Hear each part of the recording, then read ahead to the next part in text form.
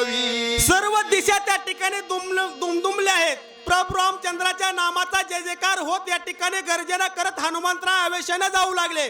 सत्य लोकांपर्यंत उड्डाण गेलं. ही बातमी राजा रावणाला लागली. राजा रावण मनामध्ये दचकू लागला. मने गेली या कपिंद्र आणि औषधी समग्र उठविल सौमित्र.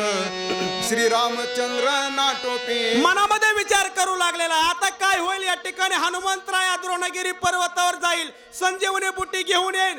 लक्ष्मण रायाला उठविल. प्रभू रामचंद्र धनुष्यबाण घेऊन माझ्याकडे येतील. हे तव एकमेका परिस वीर रणयोद्धे कर्कश अवघे मिळाल्या युद्धास मग आम्हास प्राणांत.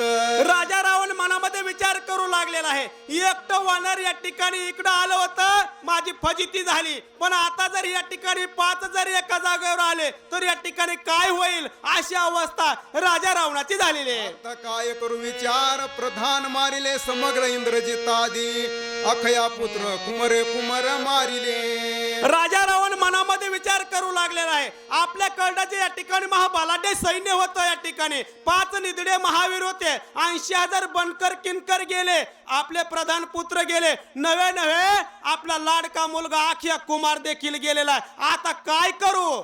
ऐसे चिंतिता रावण करू विसरला भोजन विसरला उदकपान अति चिंता मना पीडित. अशा प्रकारची चिंता राजा रावणाच्या मनामध्ये लागलेली आहे. राजा रावण या ठिकाणी झोपणं बसणं अन्न पाणी ग्रहण करत नाही अशी अवस्था चिंतेनं राजा रावणाची केलेली आहे. निद्रान लागे से जेसी करिता असे उठे बैसी तव देखिले काळ नेमिसी मग चरणासी लागला. मग अशा प्रकारे या ठिकाणी राजा रावण मनामध्ये चिंतेत आहे.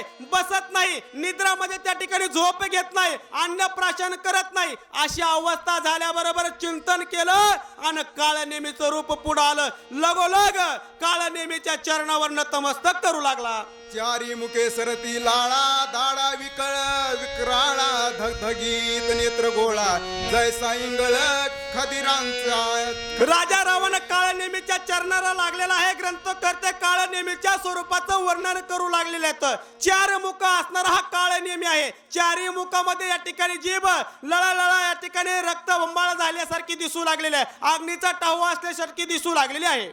जीवामुखी समसमित अति दीर्घ चारी हात केस नीळ कटीत तेथ उभे दिसत शूळ जैसे. मुख या ठिकाणी काळा कुट्ट आहे. कलर काळा कुट्ट आहे. अंगावरचे जे केस आहेत ना ती या ठिकाणी शूळाप्रमाणे निळेसर उभे दिसू लागलेले आहेत. हाती तिकट दाडा चारी मुख समान पर्वत दरी खप्परायसे काळा शरीरी मुखे चारी समसमित.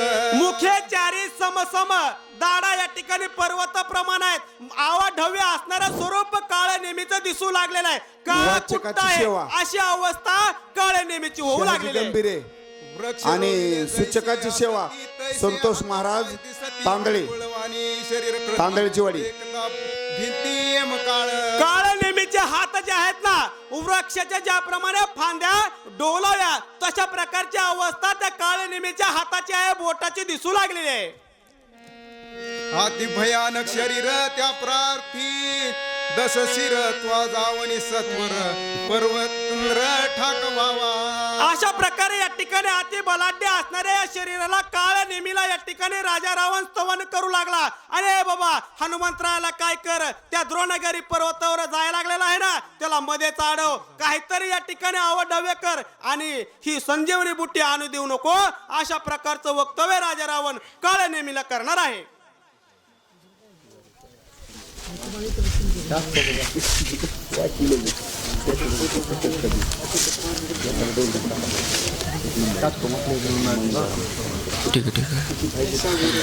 प्रभु रामचंद्र भगवान की जय. पवन सुत हनुमान महाराज की जय. लवनादि सकळ समुद्र कुशदीपा